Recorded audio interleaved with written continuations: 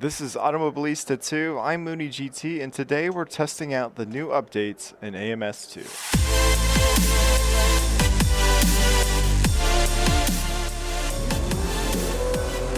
Okay, so we're back in AMS2 as they've applied more updates. I think they seem to be on a weekly schedule for pushing out updates.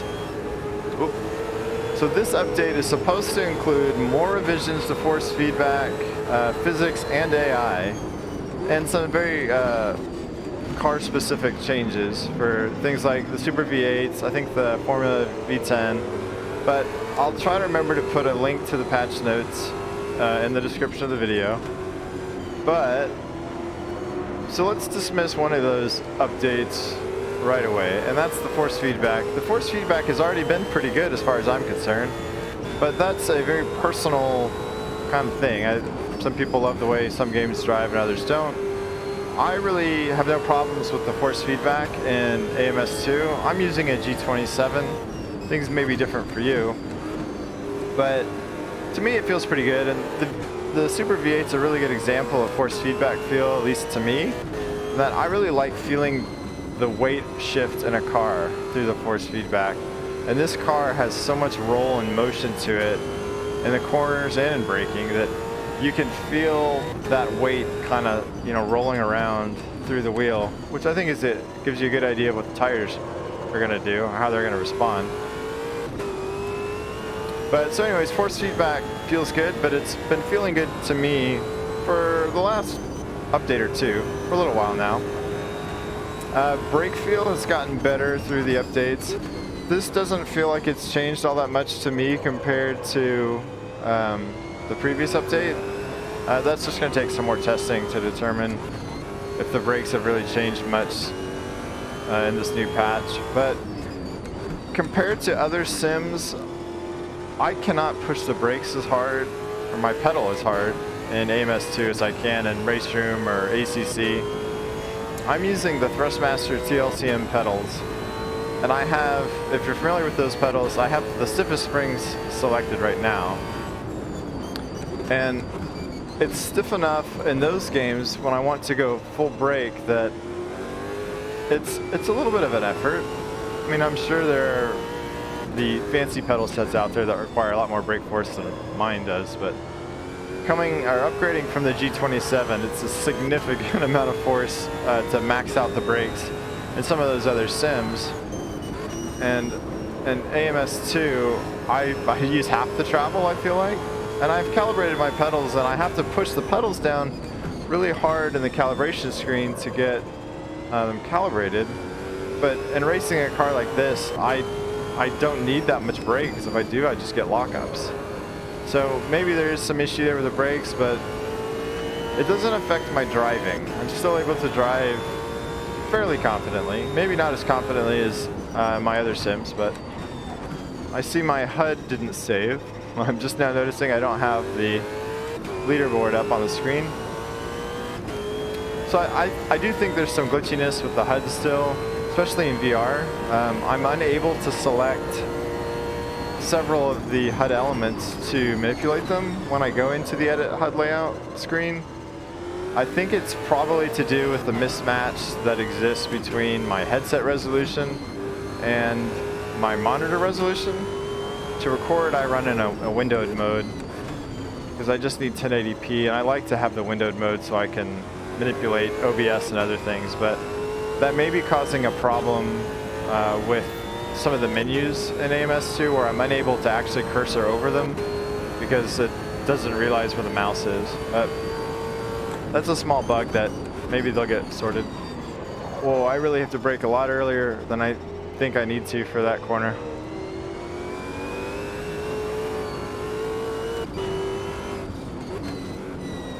So on to the main question and that's, what have they changed with the AI, or how has the AI changed since they've applied this new update? And I think we saw at the start of the video, the AI actually did a pretty decent job at the start of the race, kind of fanning out and looking for lines like real drivers would. They didn't instantly go into the straight line queue like they did when I did that Ultima race. So I think we've seen a little bit of improved behavior from the starts. I'm probably going to get past. Oh. Now that was. I'm not going to blame the AI for that because I couldn't decide what line I wanted to take. So the AI didn't know what to do there. But I think we've seen some improvement from the AI. I know they're not done yet.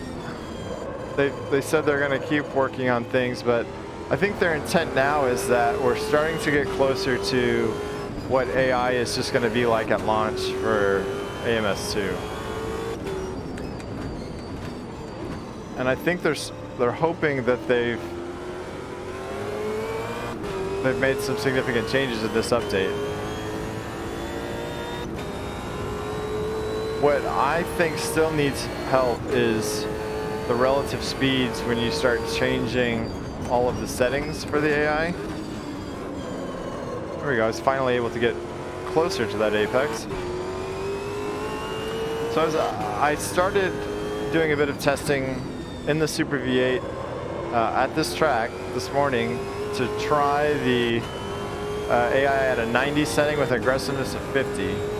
And that was too fast for me.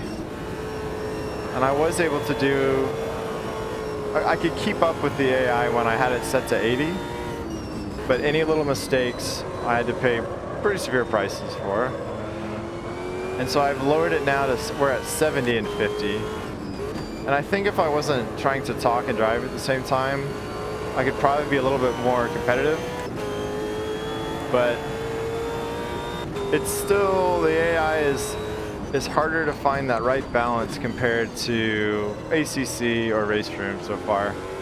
But again, Racestream's been around for ages, and they've really had a long time to refine and tweak their AI. And ACC has been out, I guess, for almost 2 years now, something like that, well over a year.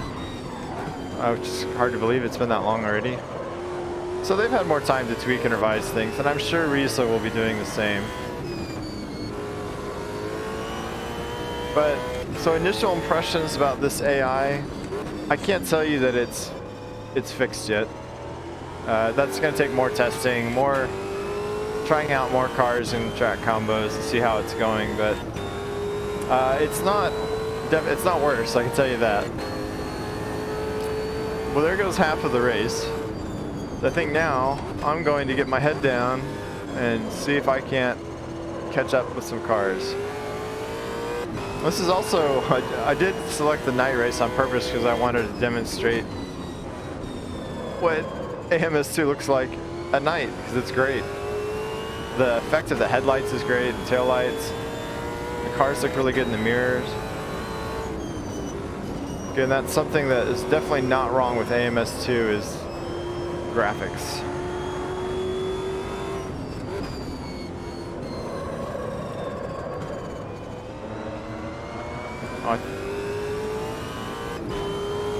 So I'm going to concentrate a little bit now and just see if we can't.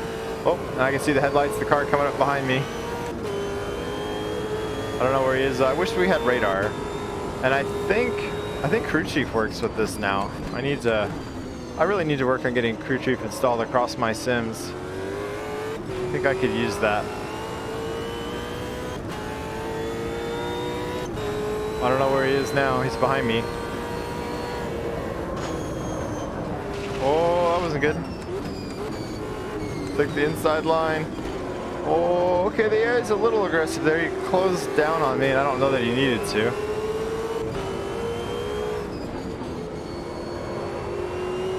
See if we can have a nice battle with.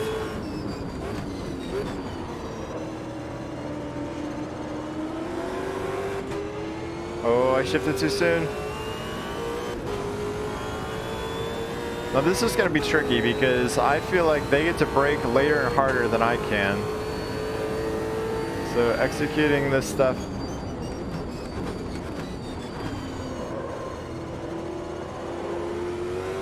Cornering speed seemed pretty good though. He wasn't rolling through that corner much faster than me. He just was able to brake a little bit later. Oh, See, that's good force feedback. I had a definite slide going. Was able to pretty easily hang on to it.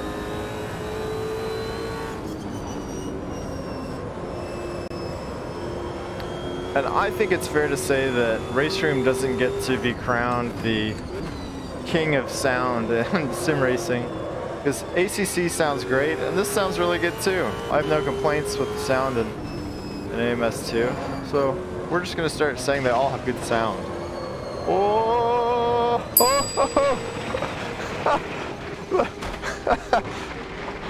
Well, I got style points, but it cost us all of our positions. But boy, talk about physics improvements. That's I mean, that's like classic V8 supercars, right? Get up on two wheels. That was pretty cool. Well, that may just about do it for this race. I don't know if I can recover from my stunting, but again, I'm still firmly in the camp of this is shaping up to be a really good sim, and you should definitely pick it up. I don't know if it's still on sale for the I don't know if they still have it on sale for early access. That may have ended, but if you don't want to pay full price, put it on your wish list. Wait for it to go on sale again. I'm sure it will at some point, but this is going to be one of the really good ones. I'm sure it's going to be a permanent fixture in the sim racing community before too long. Whoop. But I could understand if you're someone who doesn't have tons of free time and just wants to get some good racing in, that maybe you shouldn't be wasting your time being a guinea pig in AMS2 right now. But since I've been driving pretty much exclusively in VR, that this sim runs so well, so fluidly, and it looks as good as it does while being so fluid, makes it just so appealing to me. ACC is something that I wish I could spend more time in, but it's just so difficult for my computer to run that I feel like I have to dumb it down graphically so much that when I start driving my other sims, I'm always reminded of how I wish ACC could be a little bit better. But I'm going to keep tweaking those settings in ACC and see if I can't close the gap on that front. But it may just be that ACC is just a little bit too much for me for VR. I might start driving it on the monitor actually. But anyways, thanks for stopping by and checking out this new update with me. I think we're getting closer, but I don't think we're quite there yet. So I'll see you next time.